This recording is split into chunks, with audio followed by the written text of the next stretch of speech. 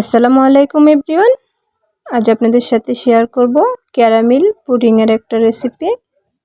সহজভাবে পুডিংটা তৈরি করে দেখাচ্ছি। পুরো রেসিপিটা দেখার অনুরোধ রইল। আর আমার এই সহজ ভিডিওগুলো যদি ভালো লেগে থাকে অবশ্যই লাইক করবেন। চ্যানেলে নতুন হলে চ্যানেলটা সাবস্ক্রাইব করার অনুরোধ রইল। কথা না বাড়িয়ে মূল রেসিপিতে চলে যাচ্ছি। নিয়েছি 2টা দেশি মুরগির ডিম আর নিয়েছি একটা ফার্মের ডিম।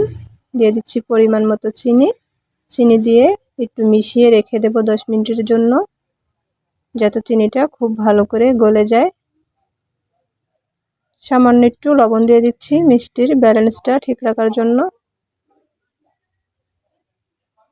এবার আমি ক্যারামেলটা তৈরি করে নেব। এখানে আমি 3 চামচ চিনি দিয়ে দিচ্ছি। এই চামচ দিয়ে দেব 2 চামচ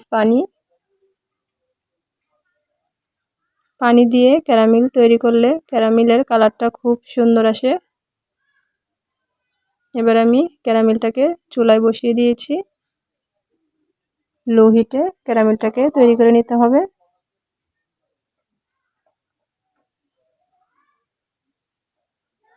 প্রায় 2 মিনিটের মতো জাল করে ক্যারামেলটাকে তৈরি করে নিয়েছি। এবার ঠান্ডা হওয়ার জন্য রেখে দিয়েছি। এদিকে চিনিটা খুব ভালো করে মিশে গিয়েছে। এ পর্যায়ে দিয়ে দেব আগে থেকে জাল করা দুধটাকে দিয়ে ভালো করে মিশিয়ে নিচ্ছি।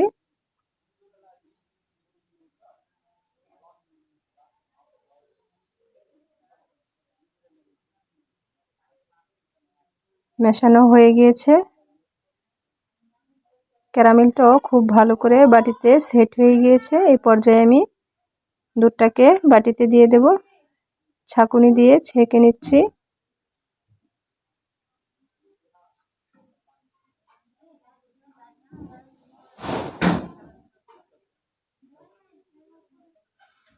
এ পর্যায়ে বাটির মুখটাকে লাগিয়ে আমি চুলায় বসিয়ে দেব।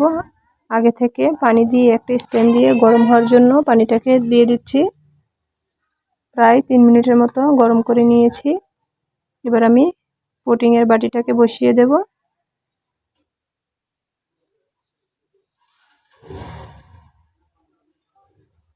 ঢেকে রেখে দেব প্রায় 20 থেকে 25 মিনিটের মতো।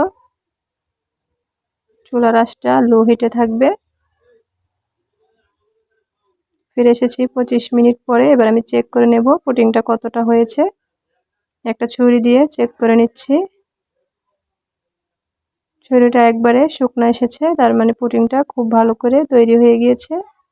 ঠান্ডা হওয়ার জন্য রেখে দেব 10 মিনিটের জন্য। 10 মিনিট পরে ঠান্ডা হয়ে গিয়েছে। এই পর্যায়ে ছুরি দিয়ে 4 ছাড়টা আমি ছাড়িয়ে নিচ্ছি। এবার আমি প্লেটে ঢেলে নিচ্ছি পুডিংটা।